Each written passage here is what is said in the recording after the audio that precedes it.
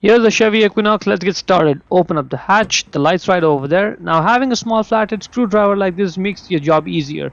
First thing we'll do is just get the screwdriver right inside over there and then push the light left and then out.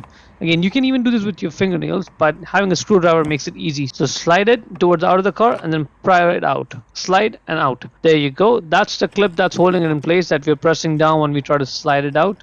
Now that's the bulb holder. Just grab it and twist it left to loosen it, and out it comes. To get the bulb out, just grab the bulb and pull it out straight. The bulb number is 194. Check the link in the description to buy the new one from Amazon for yourself, and then simply push the new bulb back into the bulb holder to secure it. And now when you're putting this bulb holder back into the light, you may have to spend a few seconds twisting and turning the bulb holder, getting it to align and drop in like this. See, it just drops in. That's what you want.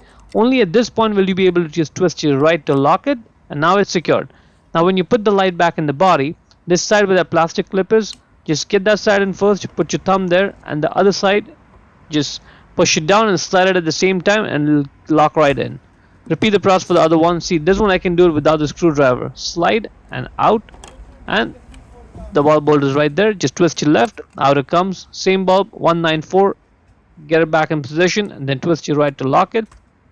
So get that side in first and then get the other side down, press it down, and it's secured. And that's it.